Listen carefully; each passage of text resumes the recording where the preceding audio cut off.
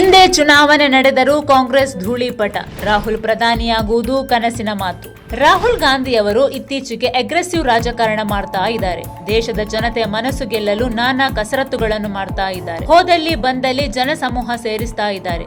ಹೀಗಾಗಿ ಮುಂದಿನ ಚುನಾವಣೆಯಲ್ಲಿ ಕಾಂಗ್ರೆಸ್ ಗೆಲ್ಲುವುದು ನಿಶ್ಚಿತ, ರಾಹುಲ್ ಗಾಂಧಿ ಪ್ರಧಾನಿಯಾಗುವುದು ಖಚಿತ ಎಂದು ಕಾಂಗ್ರೆಸ್ ಕಾರ್ಯಕರ್ತರು ತಮ್ಮೊಳಗೆ ಮಾತಾಡಿಕೊಳ್ತಾ ಇದ್ದಾರೆ. ಆದರೆ ಇವರ ಆಸೆಗೆ ಇತ್ತೀಚೆಗೆ ನಡೆದ ಸರ್ವೆಯೊಂದು ತಣ್ಣೀರೆರಚಿದೆ. ಇಂಡಿಯಾ ಟುಡೇ ಮತ್ತು ಸಿ ವೋಟರ್ ನಡೆಸಿದ ಇತ್ತೀಚಿನ ಮೂಡ್ ಆಫ್ ದಿ ನೇಷನ್ ಸಮೀಕ್ಷೆಯು ಇಂದೇ ಲೋಕಸಭಾ ಚುನಾವಣೆ ನಡೆದರೆ ಬಿಜೆಪಿ ನೇತೃತ್ವದ ಎನ್ಡಿಎ ಮೈತ್ರಿಕೂಟ ಭರ್ಜರಿ ಜಯಗಳಿಸಲಿದೆ ಎಂದು ವರದಿ ನೀಡಿದೆ. ಮೋದಿ ನೇತೃತ್ವದ ಎನ್ಡಿಎ ಕೂಟಕ್ಕೆ 326 ಸ್ಥಾನಗಳು ಲಭಿಸಲಿದ್ದು, ಇಂಡಿಯಾ ಒಕ್ಕೂಟವು ಕೇವಲ 185 ಸ್ಥಾನಗಳನ್ನು ಪಡೆಯಬಹುದು ಎಂದಿದೆ. ಬಿಜೆಪಿ ಪಕ್ಷವೊಂದೇ 261 ಕ್ಷೇತ್ರಗಳಲ್ಲಿ ಜಯಗಳಿಸಿದರೆ 60 ವರ್ಷಗಳ ಕಾಲ ದೇಶವಾಳಿದ ಕಾಂಗ್ರೆಸ್ ಪಕ್ಷ ಕೇವಲ 106 ಸ್ಥಾನ ಪಡೆಯಬಹುದು ಎಂದು ವರದಿ ನೀಡಿದೆ. ಪ್ರಧಾನಿ ಹುದ್ದೆಗೆ ಯಾರು ಸೂಕ್ತ ಎಂಬ ಪ್ರಶ್ನೆಗೆ 48.7% ಜನರು ಮತ್ತೊಮ್ಮೆ ನರೇಂದ್ರ ಮೋದಿ ಅವರ ಹೆಸರನ್ನೇ ಆಯ್ಕೆ ಮಾಡಿದ್ದಾರೆ. ಕಾಂಗ್ರೆಸ್ ನಾಯಕ ರಾಹುಲ್ ಗಾಂಧಿ 27.1% ಬೆಂಬಲ ಪಡೆದುಕೊಂಡಿದ್ದಾರೆ.